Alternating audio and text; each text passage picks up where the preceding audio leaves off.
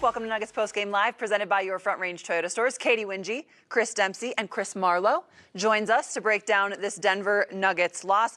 Things are going really well there for Denver after that third quarter, and then they ran out of gas. Yet again, it felt very similar to Game 4 in that way. What was your reaction? Yeah, the shot making is not there for them in the fourth quarter of these last two games. And look, this was the stated advantage that the Nuggets had over the Oklahoma City Thunder coming into this series, their ability to finish these games. And what is happening now, as we're watching a young team in Oklahoma City kind of grow up and learn how to finish these games, while the Nuggets continue to struggle to shoot at the most important times. Yeah, it was interesting in the interview, the postgame interview, the Thunder playing 10 players, the Nuggets playing basically 6 or 7. Thunder had 6 players in double figures. The Nuggets had just 3. Jokic was magnificent. But it was just, sometimes you just have to say it. Thunder, really, really good. They're really good. Really Nuggets good. were really, really good. It was a fantastic game, one of the greatest games we've ever watched. Nuggets just coming up short. Yep. To add some context to the fourth quarter, too. Game 4, fourth quarter, you lose that quarter by 11. The 1 of 12 from the three-point line. Game 5, you lose that quarter by 15. And you also go 1 of 12 from the three-point line. So closing, which has been the sweet spot for the Denver Nuggets, has not been the case these last 2 games. And you take a look at the fourth quarter tonight, 34-19. Was it just the Oklahoma City Thunder had a little bit of extra juice, or what did you see out there? Yeah, I think from the standpoint of the Nuggets missing a lot of shots, I thought OKC got a little desperate. I mean, they needed to come back in this game. The Nuggets had a number of chances to take an 8-point lead and make it an 11-point lead, or a 9-point lead and make it a 12-point lead with 3-pointers that were missed.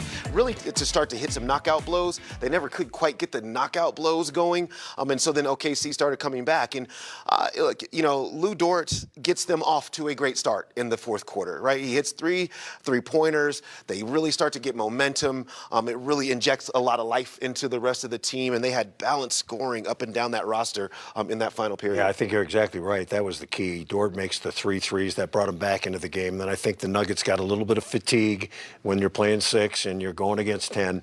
Was it a game the Denver Nuggets could have won? Yes. But they just didn't have enough down the stretch. Jokic was fantastic, but you can't just have 3 guys in double figures. I think there's some kind of a stat when Jokic scores 40 or more. The Nuggets are not very good in terms of the one-loss percentage. We'll have to get that number what it is, but you need more support. Brown kind of cooled off. Murray cooled off after a great third quarter, and the bench was ineffective. Yeah, what's interesting about the way OKC plays? The prevailing opinion is that these rotations just get shorter in the playoffs, right? And yet they're playing 10 pretty consistently. And I do wonder. I've always thought over kind of the course of my especially analyzing basketball, why more teams? Why is it just a given that you don't play more? Now, look, the Nuggets need more production off the bench. That's their excuse, obviously. But you can win this way as long as those players are producing, and OKC is just doing the same thing in the postseason that they always did in the regular season. Nikola Jokic was spectacular tonight. His 6th career 40-plus point playoff game. Time now to go all in, presented by Ball Corporation. Nikola Jokic, 44 points, 15 rebounds. After having 3 games where he wasn't his normal efficient self, much more back to Nikola Jokic doing Nikola Jokic things tonight. What changed? I don't know. He just got a rhythm early. I was told by an insider that his elbow is an issue. Now, how much we really don't know. But once he started going, it felt like he got into rhythm. Once he makes a couple of 3-point shots, that opens up the driving lanes for him. He looked comfortable. I thought, you and I disagreed a little bit, that they used him a little bit more on the low post and got him involved, and that set up some other guys.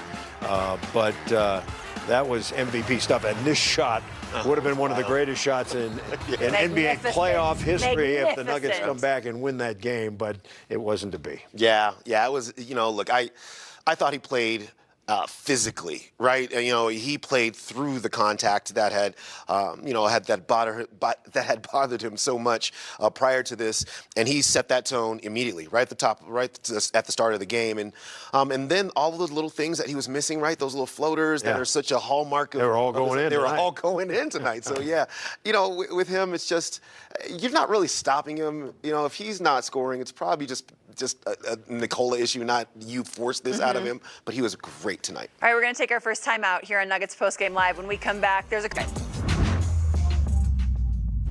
Coach, second straight game where shooting was an issue in the fourth with a lead. Is that fatigue? How do you explain it?